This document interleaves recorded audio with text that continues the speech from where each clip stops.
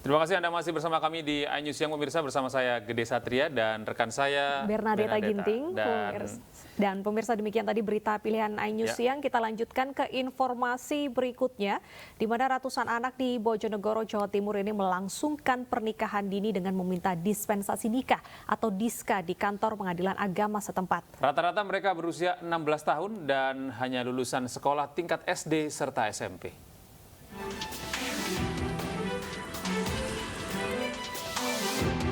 Selama bulan Januari hingga bulan Juni tahun 2023, jumlah anak yang meminta dispensasi nikah atau diska alias pernikahan anak di bawah umur mencapai 259. Dari jumlah tersebut rata-rata masih berusia 16 tahun atau sebanyak lebih dari 80%, sementara sisanya berusia di bawah 15 tahun. Ketua Panitera Pengadilan Agama Bojonegoro menyebut rendahnya pendidikan dan kemiskinan jadi faktor penyebab utama tingginya angka pernikahan dini. Rata-rata anak yang mengajukan dispensasi nikah merupakan lulusan SMP. Bahkan tak sedikit yang hanya merupakan lulusan sekolah dasar. Sekali lagi akar persoalannya juga pendidikan. Yang mengajukan diska itu rata-rata lulus SMP. Itu yang terbesar. Kemudian dia hadir di daerah-daerah yang tingkat kemiskinannya itu ekstrim. Kecamatan Kedungadem, Kecamatan Tambarrejo, Kecamatan Ngasem, termasuk Kecamatan Dander. Nah, di situ data nggak bisa dibantah. Usia pernikahan anak-anak yang meminta dispensasi nikah ini biasanya tidak lama. Mereka akan kembali mendatangi kantor pengadilan agama untuk mengurus perceraian. Dari Bojonegoro, Jawa Timur, Dedi Mahdi, iNews melaporkan. Benarkah kemiskinan menjadi faktor utama tingginya kasus pernikahan dini? Dan apa solusi untuk menekan tingginya permintaan dispensasi nikah? Kita akan membahasnya bersama aktivis perempuan dan anak Kalis Mardiasih. Selamat siang, Mbak Kalis. Selamat siang Kak Deta dan Kak Gede. Baik, Mbak Kalis, terkait dengan banyaknya anak yang meminta dispensasi kawin di Bojonegoro ini, bagaimana Anda melihatnya? Apakah benar faktor kemiskinan atau memang rendahnya edukasi atau pendidikan dalam wilayah tersebut? Baik, penyebab dari perkawinan usia anak, jadi bahasa formalnya itu adalah PUA atau perkawinan usia anak, itu tidak sama di masing-masing daerah. Ada yang sebab budaya, ada yang sebab pendidikan, ada yang sebab kemiskinan begitu ya. Tetapi kalau dari data tadi dari Bapak Pengadilan Agama sudah menyebutkan bahwa untuk kasus di Bojonegoro ini kemungkinannya itu adalah rendahnya tingkat pendidikan dan juga kemiskinan, dan itu sangat masuk akal gitu. Jadi saya akan mencoba memberikan ilustrasi. Misalnya tadi permohonan yang paling besar adalah anak usia 14 tahun hingga 16 tahun itu karena angka pendidikan yang rendah, lulusan SD atau lulusan SMP itu seperti apa. Jadi kalau SD, lembaga pendidikannya, sekolahnya itu kan biasanya di tiap kelurahan itu selalu ada sekolah gitu ya. Jadi jarak antara rumah dengan sekolah itu kan dekat. Nah biasanya untuk melanjutkan ke SMP dan juga sampai kepada SMA, itu kan jaraknya lebih jauh ya. Jadi sekolah SMP atau SMA itu hanya ada di tingkat kabupaten gitu kan. Dan untuk daerah-daerah yang terluar dan daerah-daerah yang terjauh yang disebutkan tadi angka kemiskinannya ekstrim, itu akan memerlukan biaya yang lebih gitu. Jadi dia anak ini hanya untuk berangkat sekolah ke SMP atau ke SMA, itu dia perlu motor dan perlu punya motor, dan motor itu harus ada bensinnya, atau kalau enggak dia harus ngekos, dan itu artinya orang tua memerlukan tambahan biaya gitu ya.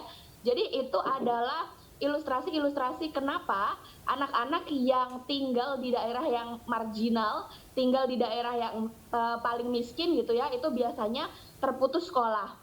Dan dampak dari angka putus sekolah dari anak perempuan kepada dampaknya terhadap anak laki-laki itu berbeda.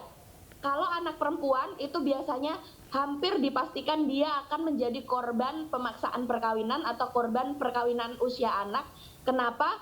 Karena orang tua itu biasanya was-was, dia tidak akan berhasil menjaga moral anak perempuannya gitu ya, atau dia beranggapan mau diapain lagi gitu. Anak perempuan sudah putus sekolah, kalau ada yang mau mengawini dia ya sudah dikawinkan. Ya, Mbak Kalis, ini artinya juga yang berperan juga adalah tuntutan sosial dari komunitas dan orang tua ya, Mbak?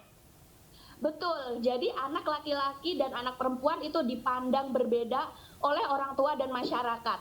Kalau anak laki-laki dia dianggap sebagai tenaga produktif, kalaupun dia putus sekolah artinya dia masih bisa langsung masuk kepada sektor pekerjaan, misalnya dia jadi kuli di pasar atau dia jadi sopir truk, dia jadi kuli angkat turun barang gitu ya.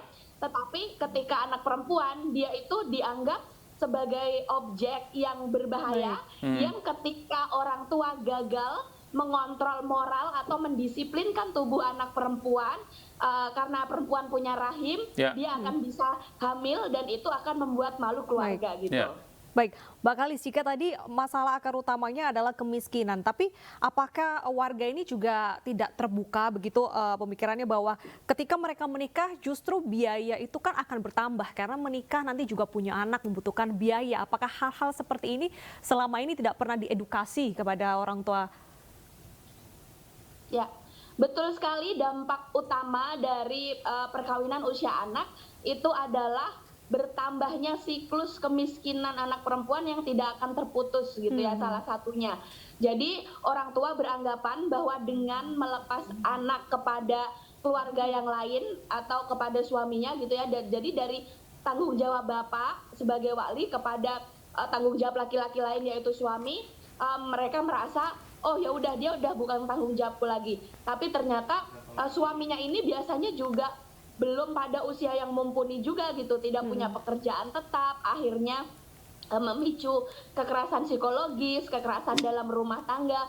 Belum lagi kalau pas punya anak gitu ya, ada gangguan reproduksi, ada gangguan kesehatan kepada anak-anaknya yang memicu stunting dan lain-lain dan menyebabkan siklus kemiskinan baru gitu. Iya, baik Mbak Kalis, ini pertanyaan terakhir, kira-kira solusi apa ini yang paling efektif untuk memutus rantai pernikahan dini ini? Baik, solusi paling efektif ya menyesuaikan penyebab di masing-masing daerah itu apa gitu.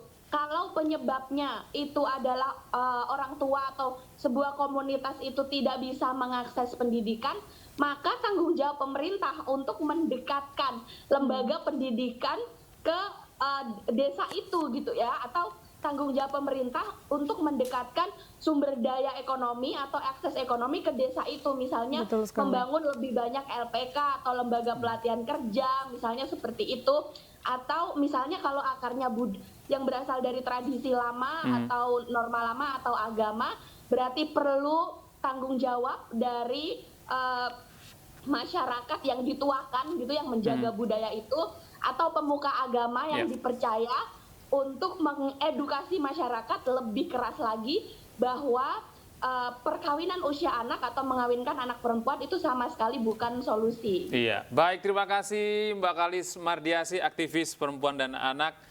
Selamat siang.